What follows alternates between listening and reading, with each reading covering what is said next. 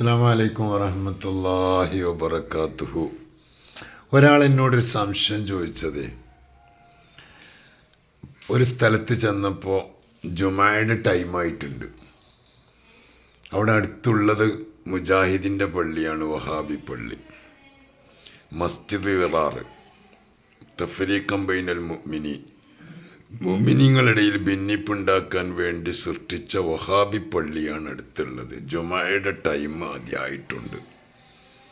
വേറെ സുന്നി പള്ളിയിലേക്ക് പോവാനാണെങ്കിൽ പോകുമ്പോഴേക്ക് ജുമായുടെ ടൈം കഴിയും. അപ്പോൾ ഇവൻ എന്ത് ചെയ്യണം? എല്ലാവരും ശ്രദ്ധിക്കേണ്ട ഒരു പോയിൻ്റാണിത്. ബഹുമാനപ്പെട്ട മർഹൂം ഇ.കെ. ഹസൻ മുസ്ലിയാർ നവ്വറല്ലാഹു മർക്കദ തുടങ്ങിയ കഴിഞ്ഞകാല പണ്ഡിതന്മാർ നമ്മെ പഠിപ്പിച്ച ആദർശം, റസൂലുള്ളാഹി സ്വല്ലല്ലാഹു അലൈഹി വസല്ലം പറഞ്ഞ ആദർശം, ലാ യഖ്ബലുല്ലാഹു അമലൽ മുബ്തദിഇ, പുത്തൻ പ്രസ്ഥാനത്തിൻ്റെ ഒരമലും അല്ലാഹ് സ്വീകരിക്കൂല എന്ന് റസൂലുള്ള പറഞ്ഞതാണ്. അപ്പോൾ അവരെ ഖുത്ബ സത്യത്തിലൊരു മീറ്റിംഗ് ആണ്, അതൊരു പ്രസംഗമാണ്. ഖുത്ബ എന്ന് പറഞ്ഞാൽ അതിൻ്റെ അർത്ഥം പ്രസംഗം എന്നല്ല മൊയ്ലിയേരെ. അപ്പോൾ പ്രസംഗം മലയാളത്തിലാകണ്ടേ മലയാളികൾക്ക് എന്ന് ചോദിക്കുന്ന ആളുകളോട് പറയാനുള്ളത്, അത് പ്രസംഗമല്ല.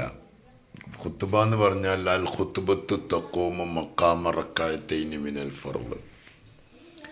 സാധാരണ ളുഹർ നിസ്കരിക്കുന്നവന് വെള്ളിയാഴ്ച ഖുത്ബയും രണ്ട് നിസ്കാരമായിട്ട് ഡിവൈഡ് ചെയ്യാണ്. അത് അറബിയിൽ തന്നെ അതൊരു ഇബാദത്താണ്. എനിക്ക് പ്രസംഗിക്കണമെങ്കിൽ, ഇപ്പോൾ അവിടെ നിന്നാണ്ട് പ്രസംഗിക്കണമെങ്കിൽ മൈക്ക് പിന്നെ ഡ്രസ്സ് എവിടെയെങ്കിലും കീറിയോണ്ട് കുഴപ്പമില്ല, ഒന്നും ഉണ്ടാവില്ല, നിർബന്ധമില്ല. പക്ഷേ മെമ്പർ കയറുമ്പോൾ അതൊക്കെ വേണം. അപ്പോൾ സാധാരണ പ്രസംഗമല്ല അത് എന്ന് മനസ്സിലാക്കുകയും അതൊരു ഇബാദത്താണ്. ഇബാദത്തുകളൊക്കെ അതിൻ്റെ മട്ടത്തിൽ തന്നെ പോകണം. ജനങ്ങൾക്ക് തിരിയണ്ടേ എന്ന് പറഞ്ഞ വർത്താനം പറയുന്ന ആളുകൾ എന്നാൽ അവരോട് പറയും, അവരെ പള്ളിയിൽ അയ്യാല സ്വലാന്ന് വിളിച്ചു പറയാതെ നിസ്കാരത്തിനുണ്ട് വരിയേ, വിജയത്തിലേക്കുണ്ട് വരിയേ, ഉറക്കിനേക്കാൾ നല്ലത് നിസ്കാരമാണ് എന്ന് മലയാളത്തിൽ വിളിച്ചു വരാൻ പറ. അതെന്താ അവർ വിളിച്ചു പറയാത്തത്? ജനങ്ങൾക്ക് തിരിയണം തിരിയണം തിരിയണം എന്ന് പറഞ്ഞവർക്ക് അത് ബാർബർ ഷോപ്പിലെ തിരിച്ചിലാണെന്ന്.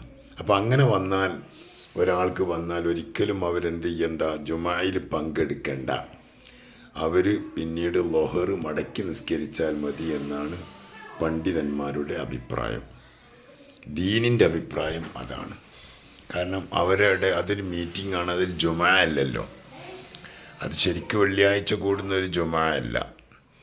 യാ അയ്യുഹല്ലദീന ആമനൂ ഇദാ നൂദിയ ലിസ്സലാത്തി മിൻ യൗമിൽ ജുമുഅത്തി എന്ന് പറഞ്ഞ് ജുമാ ദിവസം വിളിക്കപ്പെട്ടാൽ നിങ്ങൾ പള്ളിയിലേക്ക് വരണമെന്ന് പറഞ്ഞ സ്ഥലത്തുള്ള പള്ളിയല്ല അത്.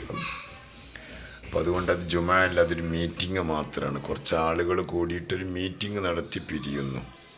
അപ്പോൾ അതിൽ പങ്കെടുത്തത് കൊണ്ട് ജുമായിൽ പങ്കെടുത്ത അവസ്ഥ ഉണ്ടാവില്ല. അപ്പോൾ അവരെന്ത് ചെയ്യണം? അവർ വേറെ പോയിട്ട് ആ ളുഹർ മടക്കി നിസ്കരിക്കുക, ളുഹർ നിസ്കരിക്കുക.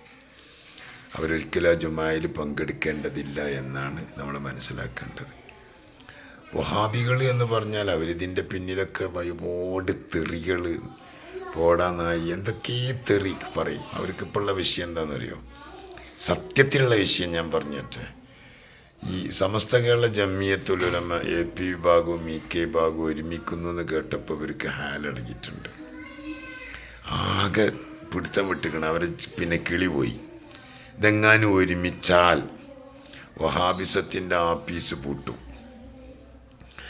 അപ്പോൾ അതിൻ്റെ എന്തോ വിരളി പിടിച്ചിട്ട് ഇപ്പം എന്തൊക്കെയോ പറഞ്ഞുകൊണ്ടിരിക്കുകയാണ് ഭയങ്കരമായിട്ട്. അതാണിപ്പോൾ കാന്തപുര ഉസ്താദിനെതിരെ പിന്നെ മുസ്ലിങ്ങൾക്ക് രക്ഷ കുഴപ്പമില്ല എന്ന് പറഞ്ഞതിന് പ്രശ്നമാക്കുന്നത്. കാരണം വഹാബികൾ തന്നെ ഒരുപാട് സ്ഥലത്ത് മുസ്ലിങ്ങൾ വളരെ സുരക്ഷിതരാണ്, ഇന്ത്യ രാജ്യത്തെ പോലെ മുസ്ലിങ്ങൾ സുരക്ഷിതരായ രാജ്യം വേറുണ്ടോ എന്നൊക്കെ പ്രസംഗിച്ച വഹാബികൾ എത്ര പേരുണ്ട് ഇവിടെ? അതൊന്നൊരു പ്രശ്നമില്ല.